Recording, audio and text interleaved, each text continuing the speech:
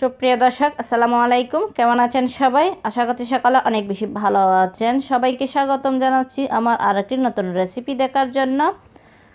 আমি আজকে আপনাদেরকে তৈরি করে দেখাবো আমার আজকের রেসিপি একদম মিষ্টি দোকানের মতো পারফেক্ট কচুরি রেসিপি।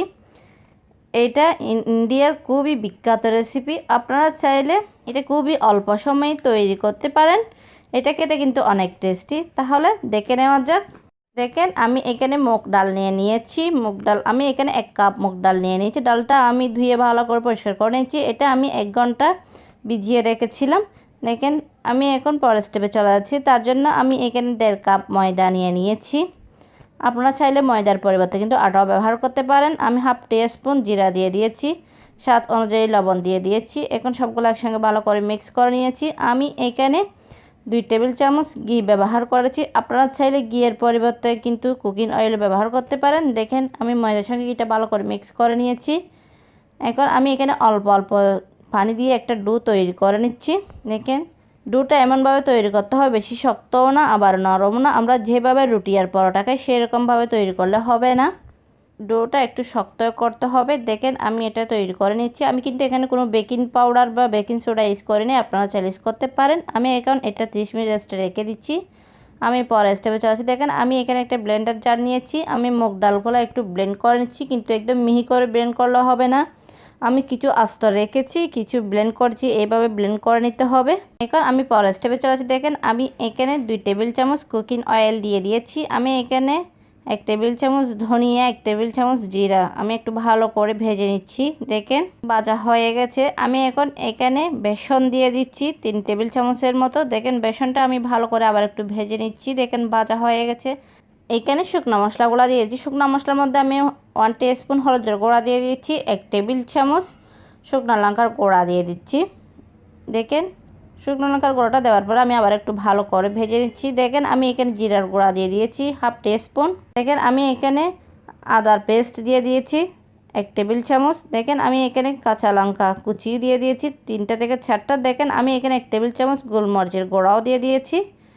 দেখেন, 1 টেবিল চামচ দেওয়ার পর আমি সবগুলো একসঙ্গে ভালো করে একটু কষিয়ে নিয়েছি।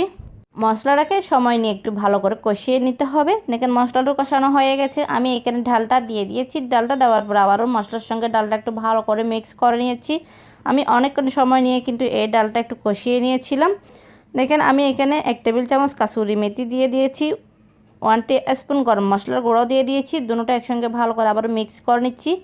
দেখেন, আমি লবণ দিতে ভুলে গিয়েছিলাম, সেই জন্য আমি একটু লবণ দিয়ে দিয়েছি। লবণটা কিন্তু বুঝে শুনে দিতে হবে। দেখেন, এই ডালটাকে আমি ঝরঝর করে রান্না করে নিচ্ছি। এখন আমি এটা নামিয়ে একটা বাটিতে ঢেলে নিচ্ছি ঠান্ডা হওয়ার জন্য। দেখেন, বাটিতে ঢেলে নিয়েছি, আমি একপাশে রেখে দিচ্ছি ঠান্ডা হওয়ার জন্য। আমি এখন রুটিটা তৈরি করে নিচ্ছি। তার জন্য আমি দেখেন ডোটা নিয়েছি।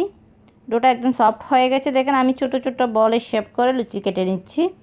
দেখেন, আমি সবগুলা লুচি কেটে নিয়েছি এইভাবে। দেখেন, ডালটা একদম ঠান্ডা হয়ে গেছে। আমি এখন ডালটাকে ছোট ছোট বলের শেপ করে লুচি বানিয়ে নিচ্ছি। দেখেন, আমি কিন্তু এইভাবে সবগুলা বানিয়ে নিয়েছি। তো চলুন এবার কিন্তু কচুরিটা বানিয়ে নেওয়া যাক। আমি প্রথমে দেখেন একটা ডো নিয়েছি। ডোটাকে আমি টেপ করে ছোট্ট একটা লুচি বানিয়ে নিয়েছি। দেখেন, আমি পোরটাও দিয়ে দিয়েছি। এইভাবে কিন্তু সবগুলা কচুরি আমি বানিয়ে নিচ্ছি। এই কচুরিটা খেতে কিন্তু অনেক টেস্টি, তৈরি করা কিন্তু একদম সহজ। আশা করছি আজকের রেসিপিটা আপনাদের কাছে ভালো লাগবে। ভালো লাগলে প্লিজ আমার চ্যানেলটা সাবস্ক্রাইব করে পাশে থাকার বেল আইকনটি প্রেস করে রাখবেন, আমাকে সাপোর্ট করবেন।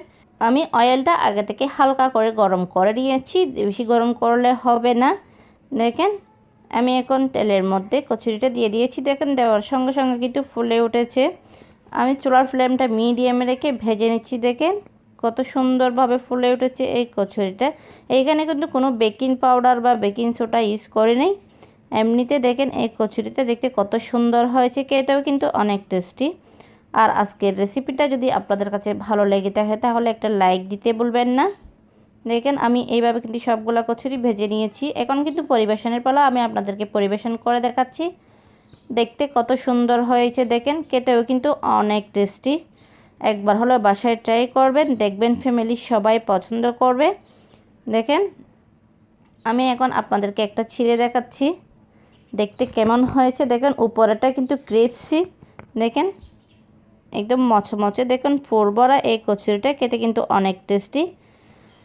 অল্প কিছু উপকরণ দিয়ে কিন্তু খুবই অল্প সময়ে কিন্তু এই কচুরিটা তৈরি করা যায়। আপনারা যদি বাসায় একবার তৈরি না করেন তাহলে বুঝতেই পারবেন না এই কচুরিটা খেতে কতটা টেস্টি। আর আজকের রেসিপিটা আপনাদের কাছে কেমন লেগেছে অবশ্যই কমেন্ট করে জানাবেন।